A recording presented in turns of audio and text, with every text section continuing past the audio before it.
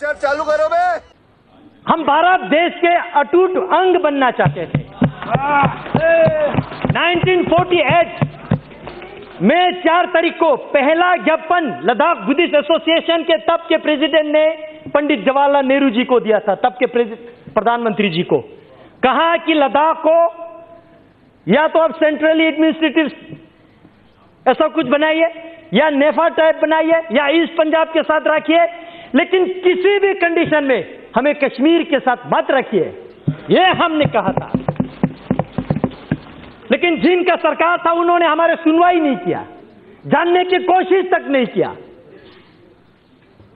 और कश्मीर के नीचे आज तक हमारा डेवलपमेंट, हमारा पॉलिटिकल एस्पिरेशन, हमारा पहचान, हमारा भाषा लुप्त अगर हुआ है तो ये आर्टिकल 370 और कांग्रेस पार्टी जिम्मेवार है। अध्यक्ष जी, मैं डॉक्टर श्यामा प्रसाद मुखर्जी जैसे वीरों का, कुशोक बाकुला रिम्पोचे जैसे महान व्यक्तियों का, थुप्स्तान सेवांग जैसे जिन्होंने लद्दाख को यह दिशा दिया कि हमें भारत के साथ रहना है, भारत के जयकार करना है, अपने देश के लिए मत मिटने के लिए तैयार रहना है। और आज तक बहुत सारे यहां पे हिस्ट्री का रेफरेंस दे रहा था, मैं याद दिलाना चाहूंगा, चाहे 1965 के वार हो, 1971 का हो, या 1999 का हो, या 1948 के कबीले हमला का हो, इतिहास चेक करके देखिए, लद्दाखी ने हमेशा बलिदान दिया, हमेशा देश के लिए मर मिटने के लिए तैयार रहा। लेकिन दुर्भाग्य की बात है, आज यहां पे मेरे साथी कश्मीर के ऑनरेबल मेंबर पूछ रहे थे, धारा 370 हटने से क्या खोएंगे। मैं एक चीज जरूर कहना चाहूंगा, एक चीज जरूर खोएंगे, वहां 2 परिवार का रोजी रोटी खोएंगे और कुछ नहीं खोएंगे। सिर्फ 2 परिवार का रोजी रोटी खोएंगे और कश्मीर के भविष्य उज्जवल होने वाला है। सभापति महोदय कारगिल के जिक्र कर रहा था यहां पे, और सदन को मिसलीड करने की कोशिश कर रहा था। मैं कारगिल से चुन के आता हूं, मैं गर्व से कहता हूं कारगिल वालों ने यूटी के लिए वोट दिया है। मैं याद दिलाना चाहता हूं सदन को, 2014 के पार्लियामेंट्री इलेक्शन में यूटी हमारे लद्दाख के टॉप मैनिफेस्टो पे था, और लद्दाख वालों ने, मेजॉरिटी ने यूटी के लिए वोट दिया। 2019 के इलेक्शन में फिर हमने यूटी को इलेक्शन मैनिफेस्टो में लेके आया, और हमने दोनों डिस्ट्रिक्ट में, चाहे बुद्धिस्ट का हो चाहे मुस्लिम का हो, दोनों डिस्ट्रिक्ट में, लेह का हो करगिल का हो, हर क्षेत्र में हर लोगों के दरवाजे पे जाके हमने लोगों को यूटी समझाया ये क्या है। और लोगों ने बड़ी बहुमत के साथ, आज तक लद्दाख में जितना भी पार्लियामेंट्री इलेक्शन हुआ है, रिकॉर्ड मार्जिन के साथ ये सदन में मुझे आने का लोगों ने अवसर दिया। लोगों ने नरेंद्र मोदी जी के सरकार पे विश्वास किया, लोगों ने इस यूटी को स्वागत किया। आज करगिल की बात कर रहे हैं, क्या वो जानते हैं ये करगिल? मुझे इस सदन में कहने के कोई संकोच नहीं है। तब के गृह मंत्री माननीय राजनाथ सिंह जी अब ले पधारे थे, all party parliamentary delegation Jammu गए थे, कश्मीर गए थे, और आप ले आए थे तब के होम सेक्रेटरी के साथ।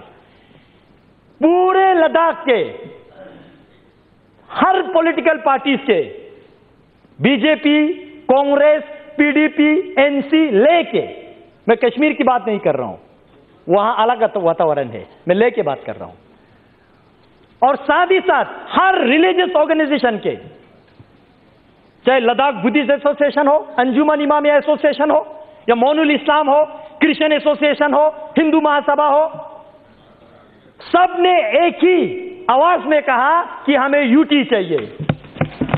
राजनाथ सिंह जी पूछ रहे थे और क्या चाहिए बोलो, और हमने कहा और कुछ नहीं चाहिए, सिर्फ यूटी चाहिए। हमने ये कहा था।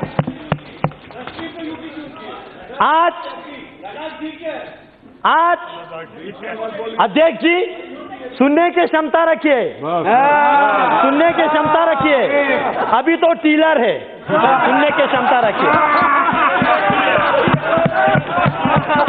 अध्यक्ष जी, लेकिन उस वक्त एक दुर्घटना हमारे साथ घटी, आज मैं इस सदन को अवगत करना चाहूंगा। तब के ले में आपके एनसी के डिस्ट्रिक्ट प्रेसिडेंट, पीडीपी के डिस्ट्रिक्ट प्रेसिडेंट, जिन्होंने यूटी के मेमोरेंडम को साइन किया, उन लोगों को आपके कश्मीर के एनसी और पीडीपी ने वहां से प्रेस रिलीज जारी करके अपने पार्टी से बाहर निकाल दिया। आज डेमोक्रेसी की बात कर रही है लोग, लोकतंत्र की बात कर रहे हैं। क्या वो थे आपका लोकतंत्र? लोगों का आवाज बंद करना, दबे कुचाले रखना, ये आपका लोकतंत्र था क्या?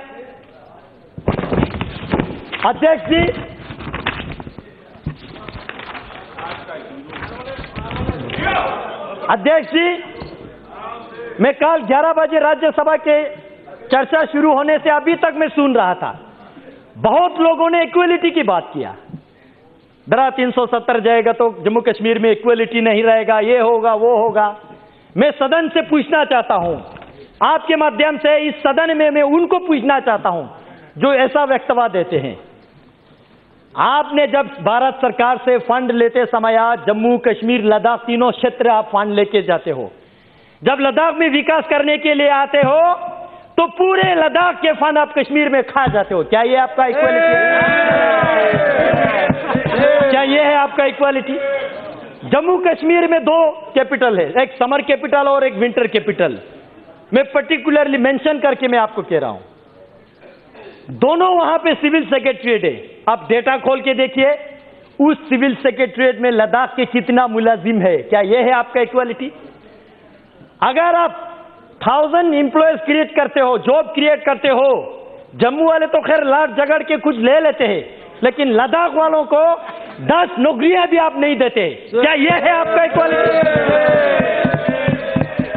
हसनैन मसूदी जी यूनिवर्सिटीज की बात कर रहे थे, मैं उनके साथ कांग्रेस वालों को याद दिलाना चाहता हूं।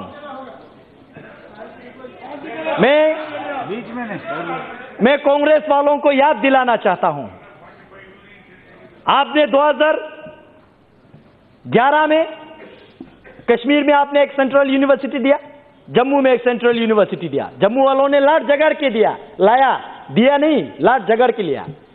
लेकिन उस वक्त मैं स्टूडेंट यूनियन का लीडर था। हमने जम्मू में जितने पढ़ाई करने वाले स्टूडेंट को रोड पे लाके इनके खिलाफ काले पट्टी बांध के हमने सेंट्रल यूनिवर्सिटी का मांग किया। लद्दाख में एक भी हायर एजुकेशन के इंस्टीट्यूशन इन्होंने नहीं दिया। क्या यह है आपका इक्वालिटी? यह है आपका इक्वालिटी?